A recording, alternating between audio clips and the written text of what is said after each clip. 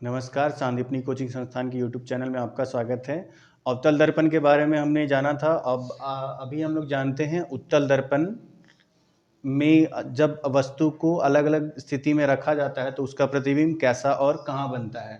इसमें ज़्यादा नहीं है, केवल दो स्थितियाँ ही हैं, क्योंकि जब वस्तु अनंत पर रखी हो और अनंत व ध्रुव के बीच रखी हो, मतलब अगर आप कहीं भी रखो अनंत और ध्रुव के बीच में तो यहीं पर प्रतिबिंब बनेगा और दर्पण के पीछे बनेगा। ठीक है, जैसे कि हम यहाँ पर देख पा रहे हैं, जब वस्तु अनंत पर है तो अनंत पर है मीन्स वो पैरेलल लाइन्स है, समांतर रेखाएं हैं जो आती हैं और यहाँ से परावर्तित होकर लौट जाती हैं। ये थोड़ा सा अलग होगा, ठीक है, यहाँ से टकरा कर लौट गई और इधर फोकस पर मिलती हुई प्रतीत होती है। हम जानते हैं कि उत्तल दर्पण में जो हमारा परावर्तक सतह होता है वह उभरा हुआ रहता है, तो इसलिए यहाँ पर यह उभरा हुआ भाग जो है हमारा परावर्तक सतह है और अंदर का भाग जो है वह मतलब कोटेड है। ठीक है, यहाँ पर भी वही है। तो यहाँ पर क्या हो रहा है कि जब अनंत से किरणें आ रही है मीन्स जब इन्फानाइट से आ रही हैं तो यह फोकस पे जाके मिल रही है मीन्स अब हमारा जो इमेज बन रहा है मीन्स प्रतिबिंब बन रहा है वह फोकस पर बन रहा है, वस्तु से छोटा बन रहा है, वस्तु से अत्यंत ही छोटा कह सकते हैं, आभासी बन रहा है एवं सीधा बन रहा है। और जब वस्तु को अनंत व ध्रुव के बीच मीन्स कहीं भी रख दें, अनंत और ध्रुव के बीच आप यहाँ भी कहीं भी रख दें तो हर एक परिस्थिति में ऐसा ही प्रतिबिंब बनता है।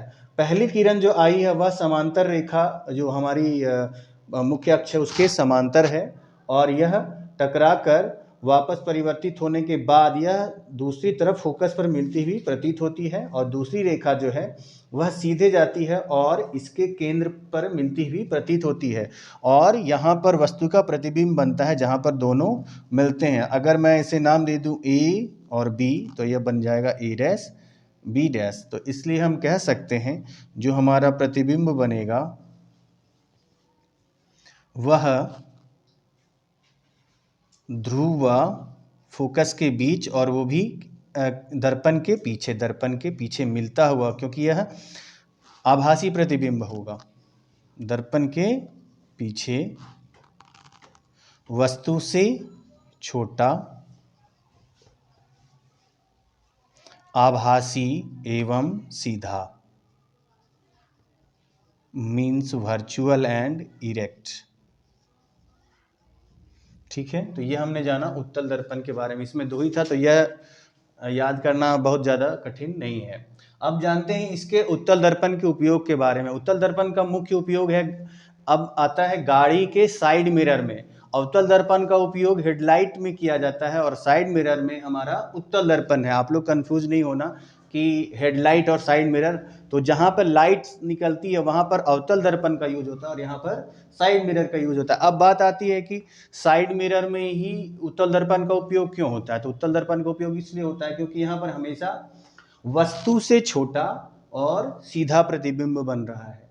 छोटा और सीधा, आभासी ही बनता है लेकिन छोटा, सबसे बड़ी बात है छोटा बन रहा है और सीधा बन रहा है। तो अगर हम यहाँ पर अगर लगा दिए, अगर हम यहाँ पर वस्तु से बड़ा अगर प्रतिबिंब बनेगा तो अगर मान लिया साइड मिरर में अगर पीछे से कोई गाड़ी आ रही है तो अगर एक साथ दो गाड़ियाँ आ रही हैं तो अगर वो वस्तु से बड़ा प्रतिबिंब बनाएगा तो हमें बहुत बड़े आईने की ज़रूरत पड़ जाएगी जो कि संभव नहीं है। तो ज़्यादा से ज़्यादा गाड़ियों को एक छोटे से एरिया में सीमित कर सके तो इसके लिए ज़रूरी है कि वस्तु का प्रतिबिंब छोटा बने और साथ में सबसे बड़ी बात है कि सीधा बने, जिससे हमें स्पष्ट रूप से दिखाई पड़ सके। तो इसलिए साइड मिरर में उत्तल दर्पण का उपयोग होता है। तो आज की वीडियो में हमने जाना कि उत्तल दर्पण का उपयोग कहाँ पर होता है और अलग अलग स्थितियों में उस पर प्रतिबिंब का निर्माण कैसे होता है।